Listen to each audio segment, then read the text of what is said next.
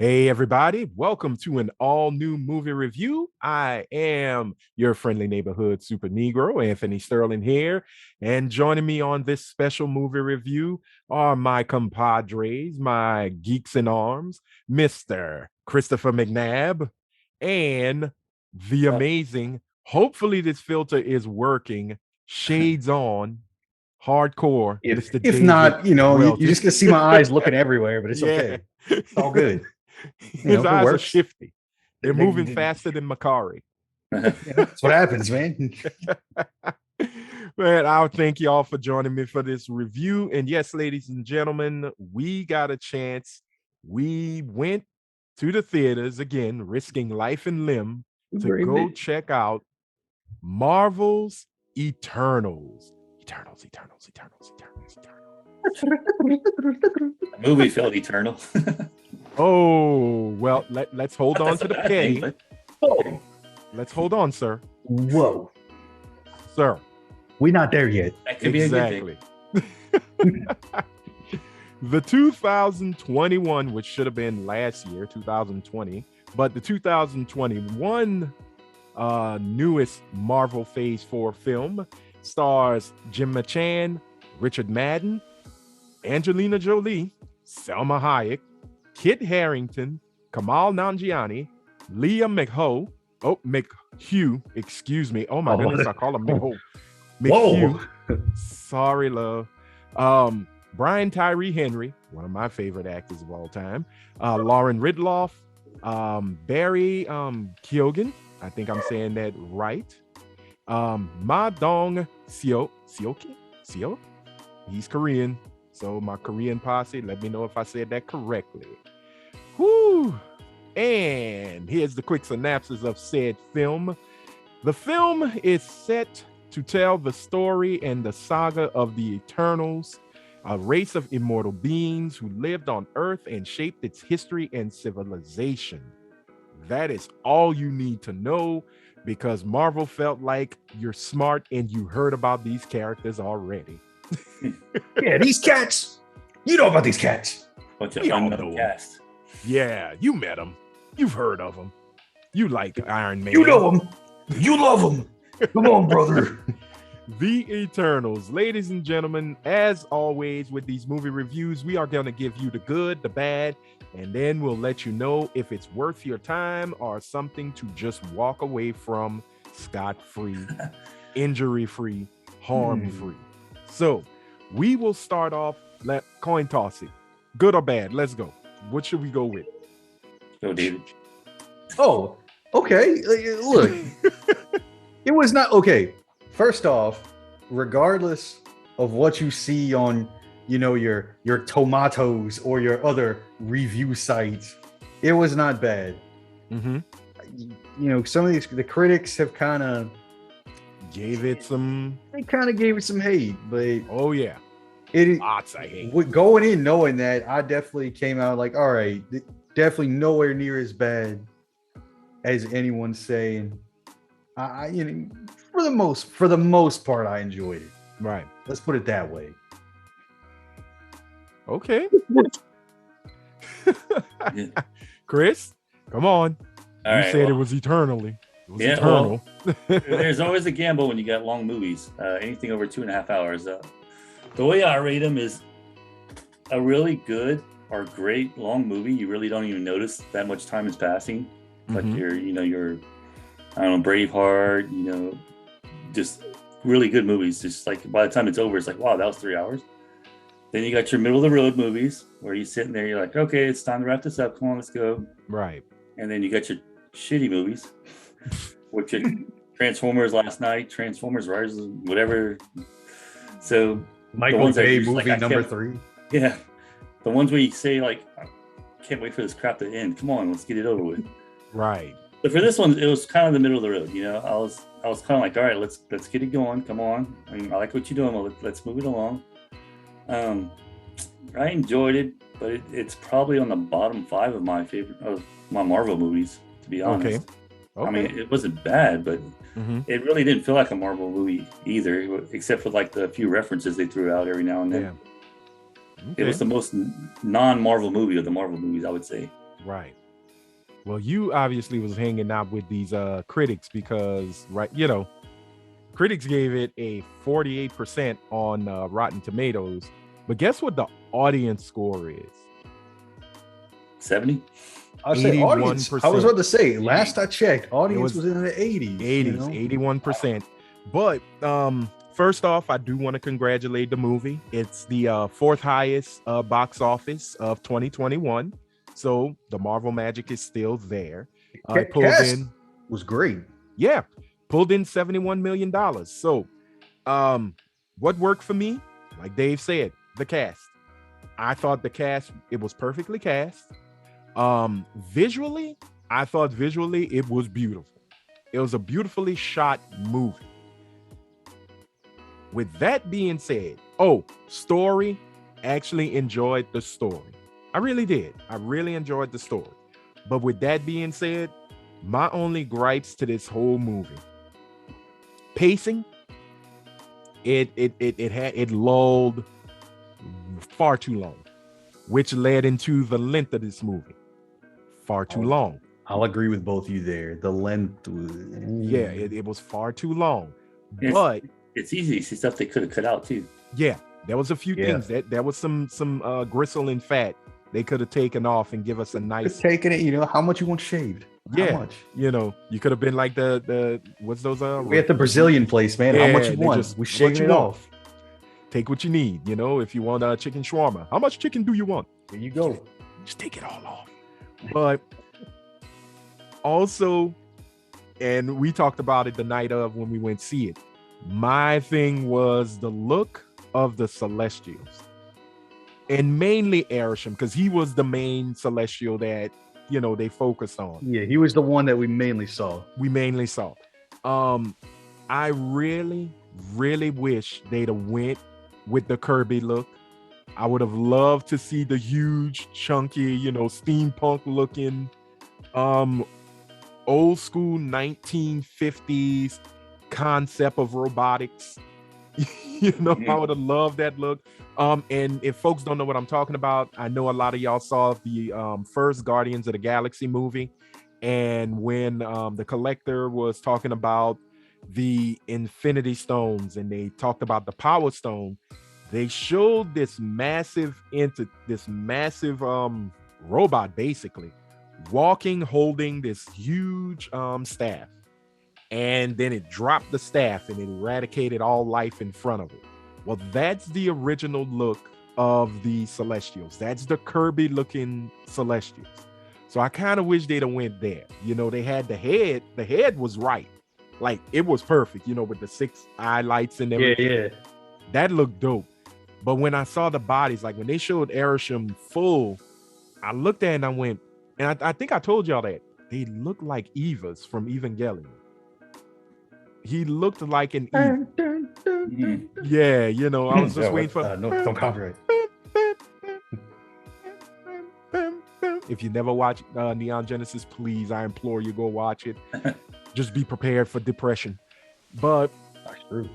The aesthetic, their look aesthetic, it just didn't, it didn't drive it home. The voice of Arishem didn't move me in any way, shape, or form as well. And he was voiced, let me put it like that. It was voiced by a well-known voice actor. And I had his name and I lost his name and I feel like an idiot. David Kaye. He was the voice of Arishem. I'm gonna say it just like I said before with Venom and the movie Let There Be what was it? Let There Be Garbage? Or Let There Be Garbage.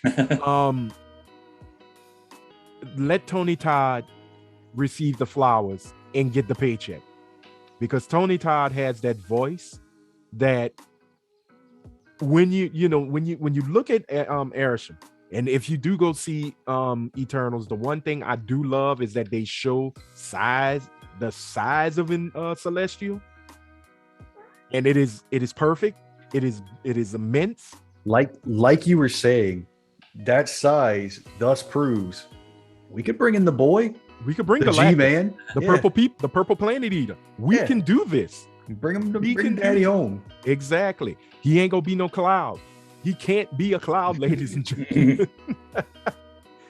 But, and I'm really talking about, because like, in all honesty, that was really the bad for me about this movie. You know, I just wanted a little more comic book love. Like, even the color palette in the movie, while it is a beautifully shot movie, it could have been a little more brighter. I think if they'd have went more with the Guardians of the Galaxy color, I would have kind of enjoyed it a little bit more, like really be astounded by it. But because it took place on Earth, I get it. You know, even though it's a cosmic film, and this movie goes to the beginning, no spoiler, ladies and gentlemen, it goes to the beginning of the universe. I would have loved to see a little more brightness, a little more, just a tiny bit more bright. You know, speaking of, you know, kind of comic book or things we would like to look a little bit more, the comic books, the deviance in the movie as well. That was my other gripe, and I forgot about it. The deviance. Yeah, I was gonna throw it out there because to say I meant to say that a little earlier too, but that's another one that's although, you know, give it that.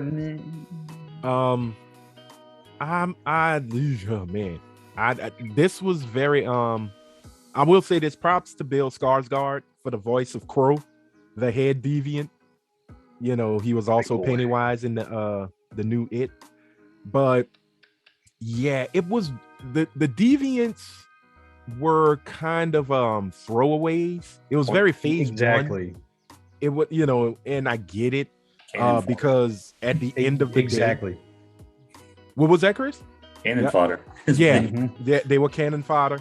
Because at the end of the day, you know, it's not a twist, but they weren't the main baddie. They weren't the main villain. Correct. You know, so I guess, you like, know, overall, it was more about exactly the movie's called The Eternals than, you know, anything else. Well, that's my bad with the movie. Is like the movie's about like conflict, about, you know, doing your duty or following what you think is right. And I feel like that's what they're trying to do, but it didn't really hit home for me. Like, besides a couple characters, there's like 2 or 3 characters that like it did a perfect job. Yeah. Overall, it's just like, okay, like, I don't know, I didn't really buy into it, I guess. Yeah, because I'll be brutally honest. Going, you know, piggybacking on what you said, Chris. Only to me, 2 characters, 2 Eternals, you really saw what being on a planet on a planet for 7,000 years can do to you. You know, say our boy Fastos. Yes, you know, played by Brian Tyree Henry perfectly. And my boy Kingo, man. Kingo, like, and let's not forget Kingo's valet. Yeah, I was gonna say. Let's not forget Karun. Harish Patel. Yes. Karun. Oh yeah, my boy. Awesome. Sprite had the kind of the rogue syndrome though from X-Men, kind of like. Wait, who? Want to be normal, Sprite? Yeah, Sprite. But you know, that also comes from like a interview with the vampire, Kirsten Dunst's character, because she was bitten at a young age and she can't grow up. And I actually liked Sprite. I saw what was coming, but I actually liked how Leah McHugh, not Leah McHope. Leah McHugh portrayed Sprite. I thought that was very well done. To be a hoe. But with Brian Tyree Henry, the way he played Fastos, I thought that's a beautiful, very emotional portrayal of the character. Definitely someone, like you said, that was 100% affected by his time all these years and his actions. Correct, yes. And his actions. All the years here and his actions. I'd say he's number 1. Then I think Druid. What's Druid? Druid. Yeah. He's to the point where he's like, man, I can save it. I can stop all this, and right. And you won't let me. Yeah. You won't let me.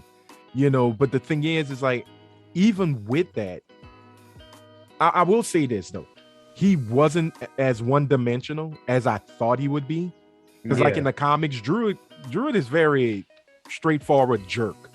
You know, he actually gave some humanity to he did kind of have, I guess, shit, a jerk tendency. Yeah. Or like, you know, talking with in there, or the way he inflected some things. But he actually, like you were saying, he actually did bring, you know, that human element. Right. Yeah. You know, because I was kind of sad. I did like Gemma Chan as Cersei, but the way they did it, they kind of put it to where, man, what movie I can compare Cersei to where Rodimus Prime. I'm kind of Optimus Prime, yeah. You know, they gave her the Matrix of leadership when she didn't even know. Wouldn't she be Ultra Magnus? I mean, I guess, but no, she's more Hot Rod. Yeah, she's literally more Hot Rod, who becomes Rodimus Prime. Okay, got it. She was the one who I think actually played I'm in between, you know, my love for humanity, being an eternal. Like, you could tell she was truly stuck. You know, she enjoyed where she was, but at the end of the day, they all wanted to go home, and you can tell she wanted to go home. You know, she played the perfect straight person, very stiffly. You know, because her mannerisms, even when she was, you know, like with Kit Harington's character, Dane Whitman, she was kind of stiff with him. You know, like she cannot blend in well with the humans, and I actually like that. That's your man, jeez. You better show some love, you know. But yeah, I'm gonna stick to it, man. Brian Tyree Henry on Fastos, he gave him the most. Just that scene in Hiroshima, it just won me over. I was like, yeah. You know, like he's the one that is really showing what 7,000 years can do to a human, can do to you. You know, they're not human, but still. Correct. You know, like even when it to the point where he's like, man, fuck humanity. Pretty much. I should have never. He pull a Rick James from Charlie Murphy's True Hollywood Stories. I should have never gave you you humans technology. pretty much, yeah. You know, it's funny because it's the big names that I didn't really care about too much, like Selma and Angelina. Yeah, Rob Stark. I was just like, whatever his name is. Yeah, Richard Madden. Yeah, he played Icarus. Now, I will give props to that because Icarus he's a jerk. I like calling people jerks. You know, but I mean, he definitely was a jerk. Yeah, you know, he was an ass, and he's like that in the comics, you know, but he's basically, I'm going to serve my purpose for the greater good, you know. And what I did like was the whole thing of, will you or won't you, like you said before, are you going to serve and do your duty?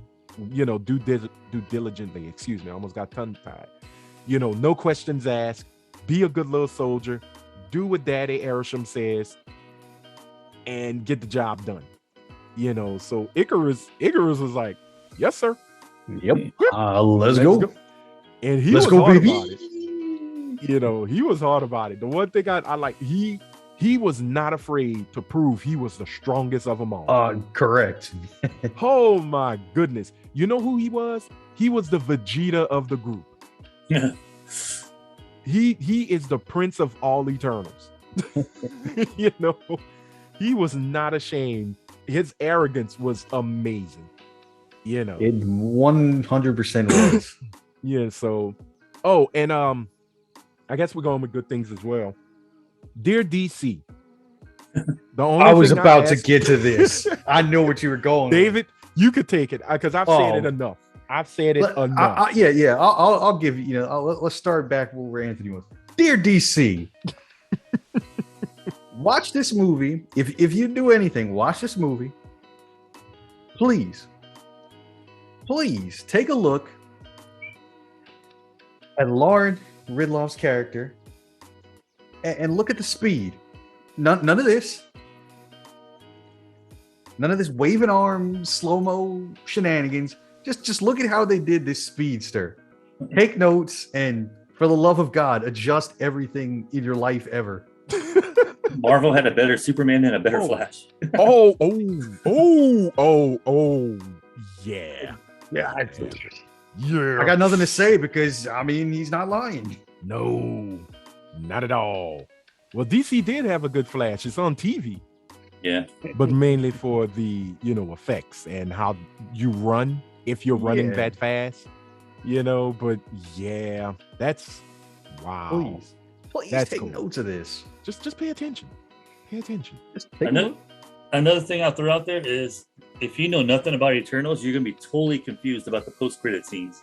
Yes. Yes. Big time. I was excited about the post credits. Y'all saw me. I was giddy as a schoolgirl. I was like, ooh, that I is. say if you know an inkling about the comics, whatever, I mean you'll be excited. Yeah. But if not, like Chris said, you're gonna like okie dokie. That happened.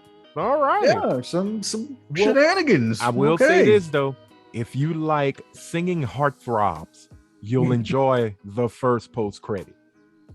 That's all I can say. The person that introduces the person comes in. I'm like, what? Am I supposed to know this guy? It's like, like, does anybody know who this character is? I did.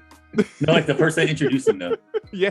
Oh no, that's what I'm saying. Like when I saw who I saw, I was like, wait a minute, no. And then he did his little move, introducing the blah, blah, blah, blah. And I'm like, oh my goodness, they're bringing him the spoiler. And I kind of got sad because I'm like, oh, they won't be able to play the way they should play, because a certain thing is no longer there, and you're like, oh man, it's all good. Things are introduced, though. Right? Excited for that. Yeah, and I think it's gonna be fun. But that second post credit is the one I'm truly excited for. That's another one that is like, oh. Well, if it's who you said you heard it was, and that's where I'm not going to say anything, Yeah, we're not going to give it away because this is a spoiler-free review. Correct. But yeah, just stick around. As always, you got the 2 post credits. Yeah. I would check them out. The movie was almost like a post credit too, the way it ended. Huh? The way the movie ended was almost like a post credit. Yeah, that's true. That is true because I told y'all afterwards. That's something, yeah. That's a big one. Mm-hmm. And if they do go that way, I think this is leading. This is gonna drive us into not Avengers 5, but I think the next one, Avengers 6. I think that's where the end of Eternals is leading. Not the post credits, everybody, but the end. Where the end, yeah. That's where it's gonna lead us because I still say Kang is gonna be running things in Avengers 5. The main man. I think Kang is gonna come in and turn the MCU on its head. But if that's leading to 6, oh man, we might be getting the end of the Marvel universe. So a complete reboot. So what I learned, what I understood is that Adam Warlock is supposed to be like an extremely powerful person, right? To an extent. Now, if he's one and done for as Guardians of the Galaxy, I'm gonna be kind of disappointed. Yeah, I don't think they're gonna one and done. And I hope not, because the way Eternals is setting the cosmic side up, you're gonna need to bring everybody in. And look, I have faith in Feige. I need that as a t-shirt. I have faith in Feige. Faith in Feige. There we go. Trademark. Copyright. So I think they're going to get these maybe 3 to 4 picture deal contracts set up.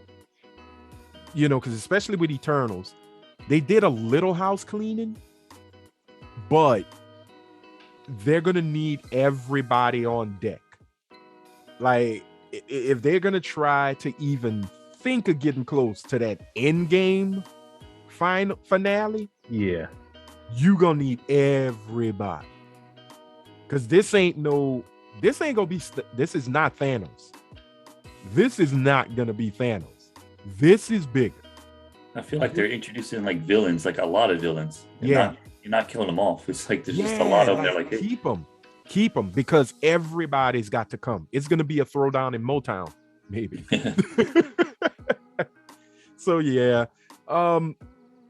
Another good thing I will say, Laura Ridloff, I really enjoyed her as a Makari. Also the first deaf superhero who was being played by a deaf woman of color, which is, you know, leaps and bounds amazing. This is not a social justice warrior or woke mob type of BS. This is actually really cool.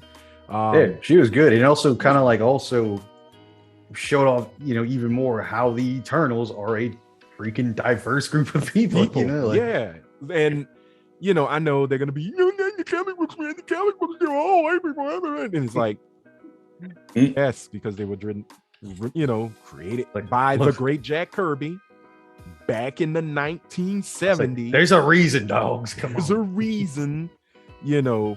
It's okay, ladies and gentlemen. The world is diverse.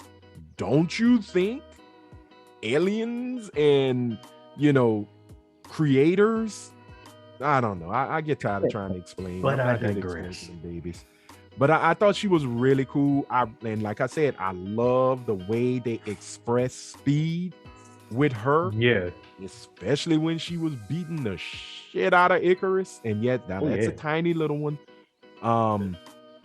But it was so enjoyable.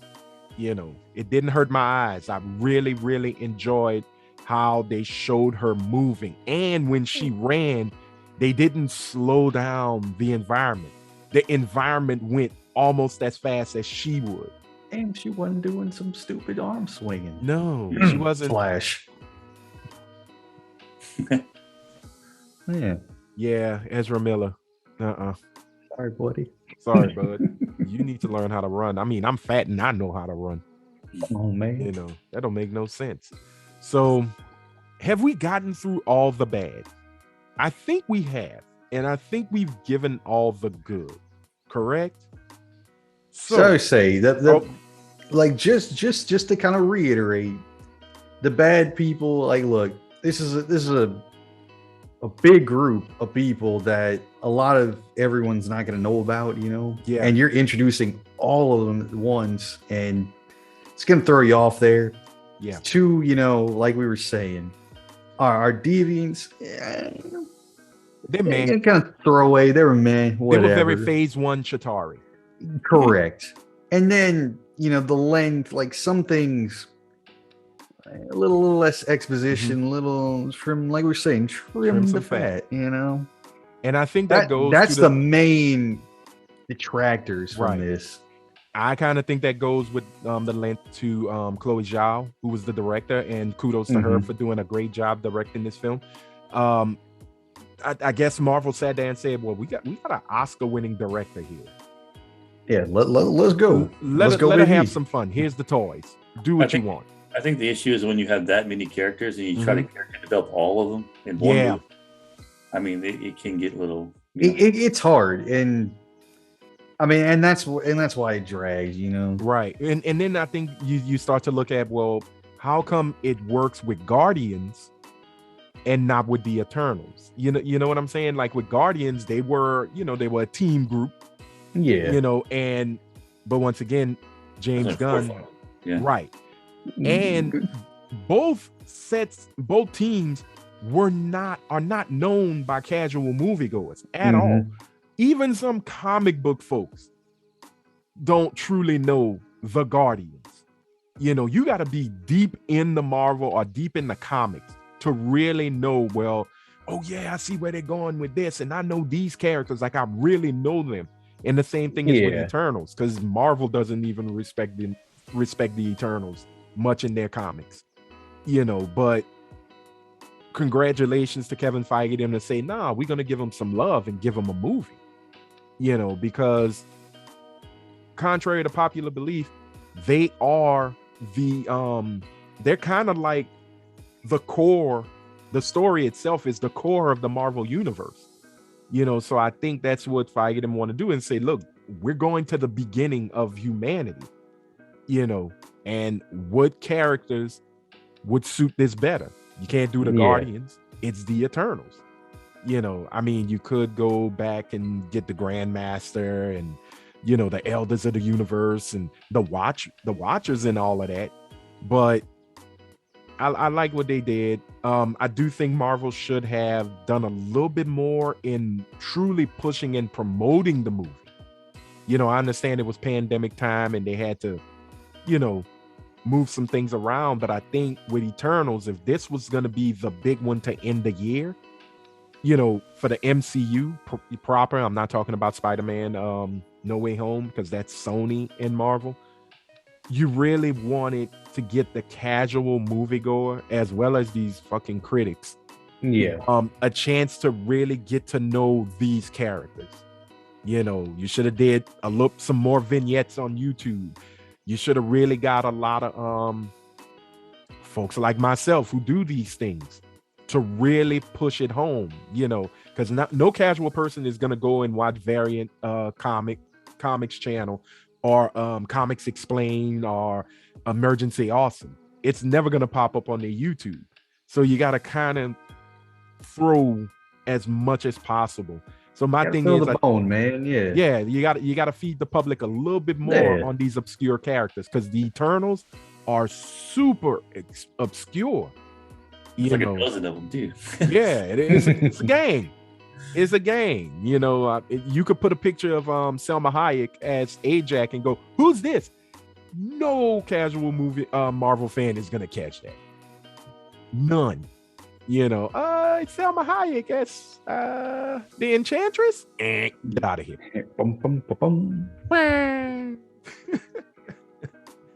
So before we let everybody know if they should see this movie, Chris, you have any last thing to say before we finally give our verdict? No, I think I covered it all. You covered it all. Dave? I think I'm good, All right. Well, as for myself, I think I said enough on it. So, ladies and gentlemen, this is the part where we give you the verdict. Should you go see Eternals? Should you go to the theaters? Hopefully masked up, vaxxed up, whatever. I personally say yes, go and see it. Is it a must-see? No, not really. But if you want to know where Phase 4 is going, I recommend you see Eternals. Like I said, it's beautifully shot. Out of all the characters, 2 main characters, man, drives it home and owns the movie, along with a secondary character who just really pushes the story along beautifully. So I recommend you go see Eternals. Chris, do you recommend it? Sure. If you're a completionist. that's a good reason. That's a good reason. I wouldn't say it's a must-see at all. Because, like I said, this feels like the least Marvel movie I've seen in probably ever. Yeah. So, well, I mean, it's better than Dark World. The future will tell if how much this movie is going to affect the rest of the universe. Like you said, you're banking on it, being Phase 4. I can see that definitely. But in the near-term future, I don't know how much effects it's going to have. Right. I think Doctor Strange and Spider-Man will have a hell of a lot more. Right. Like a hold on Phase 4 than even Shang-Chi and the Eternals. But we never know. But once again, put your faith in Feige. Trademark. Copyright. Dave, do you recommend folks go to Eternals? I'm in that same boat. Go see it, if you're already invested heavily in this universe, please go check it out. Show it some love. Mm-hmm. You know, because I mean, you're gonna get. I mean, yeah, it isn't like Chris said. It's not. It's the least Marvel of the Marvel movies, but yeah, you know, it's gonna give you your superheroes. It's gonna give you your shenanigans. You know, it's gonna push along the rest of the universe. Yeah, it has its Marvel comedy. So yeah, I'm kind of the same way. Like, I mean, I will say yes, go see it. But at the same, is it necessary watch? No. If you at least don't see it in theaters, you know, right now, you know, you're still not getting out anything. Check it out when it comes home, when you're the streaming, all that. I mean, it's worth a look at, you know. Like, definitely not a bad movie. Let's put it that way. Right. If I had to add one thing, if Marvel was like a series, this felt like a filler episode with a few little tidbits in it. Okay. Yeah. That's kind of a good way to describe it. Yeah. Well, that's the rating right there. It's filler. No out of 10 or out of 5 or out of 5 stars. It's filler. And with that being said, not bad filler. It's kind of it's there, you know. It's a lot to unpack, you know. Gotcha. Well, ladies and gentlemen, there's the verdict, and you made it to the end of the review. So kudos. As usual, with every review, please hit that red subscribe button. It will only take a second. Blue thumbs up. Blue thumbs are always cool. And hit the bell and turn your notifications to all so you will be notified whenever a new movie review or Geek Table Talk hits the YouTubes, and you can watch and enjoy with your friends and family. Also, make sure you share and comment. And as for comments, let us know what you think about Eternals. Let us know what you thought about the review. Just put it in the comments. I had to take that from Comedy Hype, so that's their thing. I'm going to give them a shout out to that. So, ladies and gentlemen, for myself, Mr. Dave Welty, and Mr. Christopher McNabb, who is sending you hearts, which you probably won't see because, you know, Zoom trips a lot. Thank y'all for watching. And please, as always, make sure, wash your hands, wash your feet, wash your ass, wear a damn mask, go get vaxxed, because we're still in a broken Panasonic tape deck, and we're not moving and grooving like we should, but we're getting there. I hear we are getting there. So hopefully they fix it and we'll be dancing in the streets, happy with joy. Hopefully. So until next time, stay geeky. Catch you on the next review. Till Spider-Man. Till Spider-Man. Spider.